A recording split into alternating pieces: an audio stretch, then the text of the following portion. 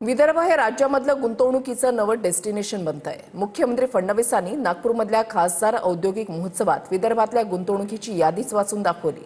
पाहूयात। ॲडव्हान्टेज विदर्भ 2026 खासदार औद्योगिक महोत्सवाचं नागपूरमध्ये उद्घाटन करण्यात आलं। यावेळी फडणवीसांनी महाराष्ट्रातल्या गुंतवणुकीबद्दल माहिती दिली।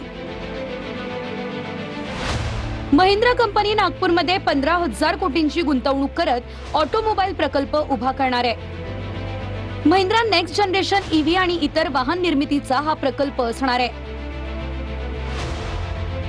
महिंद्रा कंपनी ही विदर्भात 15,000 कोटींची गुंतवणूक करणार आहे।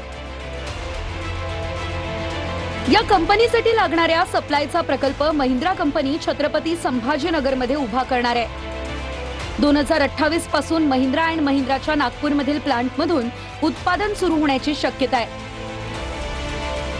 टाटा एरोस्पेस नागपूरमध्ये सेंटर ऑफ एक्सलन्स उभारणार आहे।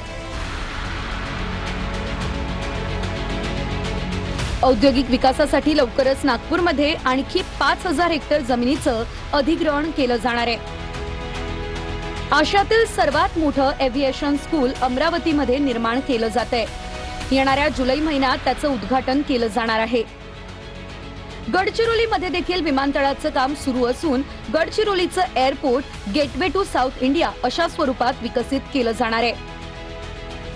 महाराष्ट्रातील सर्वात मोठा नदीजोड प्रकल्प विदर्भामध्ये करता येणार आहे। भंडारा जिल्ह्यातील वैनगंगा नदीला 500 किलोमीटर लांब असलेली बुलढाणा जिल्ह्यातील नळगंगा नदीशी जोडण्यात येणार आहे।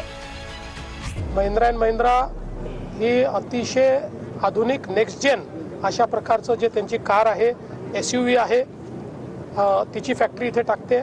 ही इंटिग्रेटेड फॅक्टरी असेल ज्यातनं EV cars, next gen cars आणि त्यासोबत ट्रॅक्टर्स अशा दोन्ही गोष्टी असतील। छत्रपती संभाजीनगर आणि नाशिकमध्ये देखील ते इन्व्हेस्टमेंट करतायत। जवळपास 15,000 कोटीची इन्व्हेस्टमेंट आहे आणि 1600 एकर जागा आम्ही त्यांना देतो। यामुळे मोठ्या प्रमाणात एम्प्लॉयमेंट तयार